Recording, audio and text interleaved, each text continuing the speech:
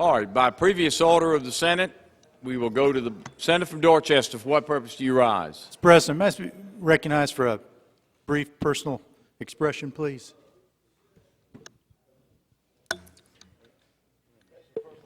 Come on up, Senator. We're getting ready to start in the box, so now's the best time. Senator from Dorchester is recognized on a point of personal interest. Please give him your attention.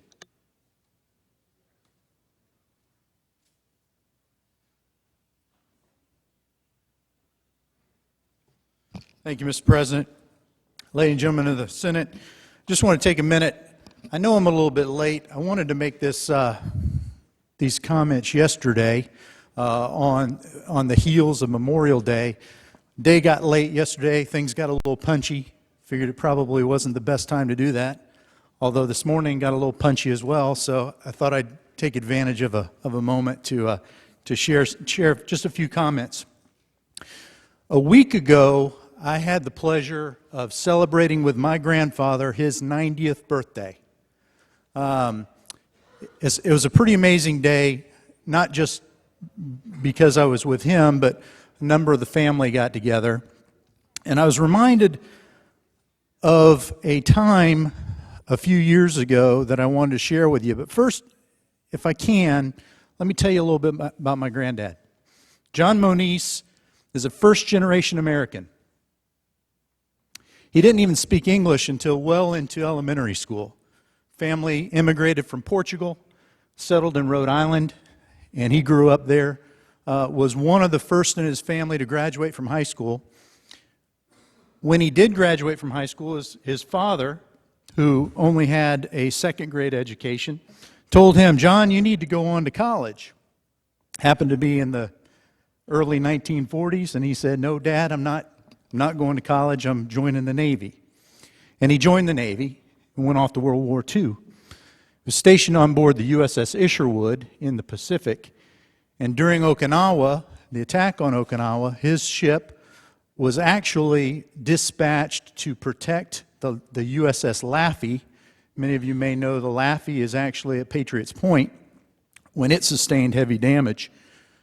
The Isherwood, after taking place of the Laffey, was hit on April 22nd, 1945 by two kamikaze pilots.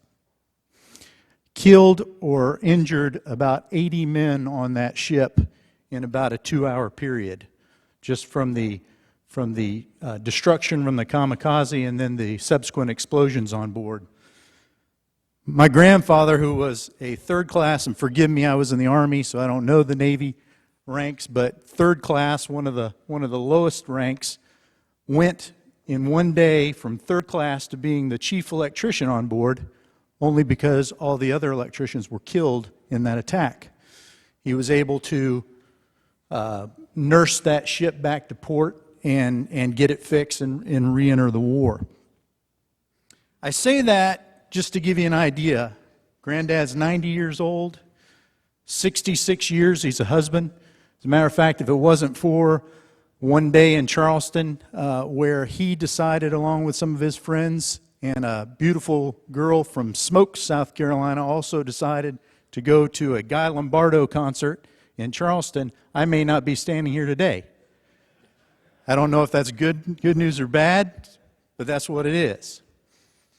66 years a husband, 65 years a father, 45 years a grandfather, 17 years a great-grandfather rather.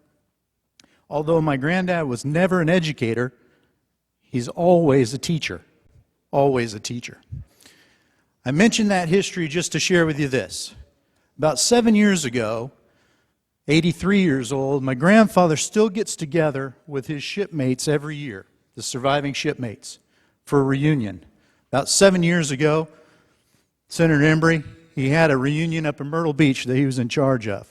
My granddad doesn't ask me to do a lot of things, but one day he calls and he says, "Hey, Sean, I'd like you to come to the reunion. Bring Tina, your wife, come up to the reunion." I got to tell you, he doesn't ask me many things, so I said, sure. Hung up the phone, and I'm sorry to say that I hung up and I was like, man, I do not want to go to this reunion. Stand around with a bunch of old guys, eating probably some pretty poor buffet food, but he asked me to do it, I'm going to do it.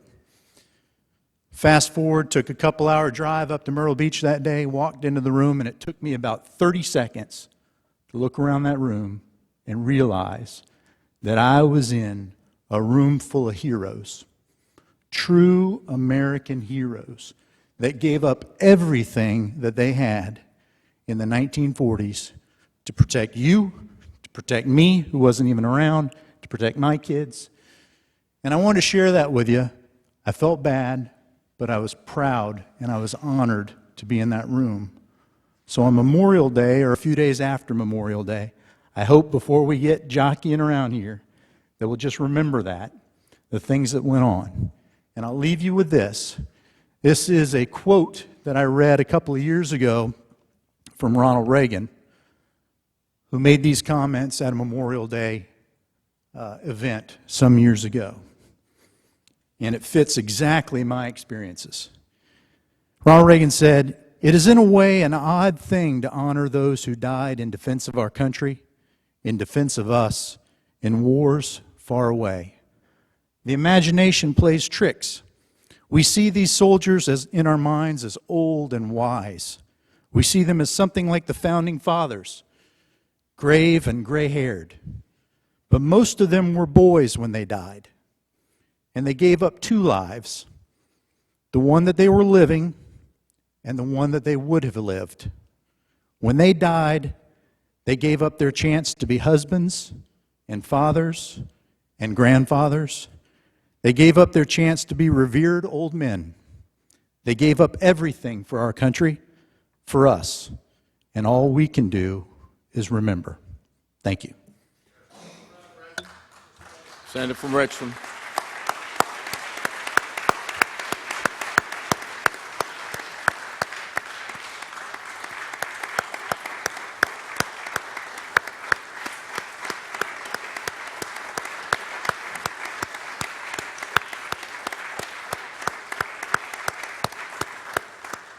Senator from Richland, for what purpose do you rise?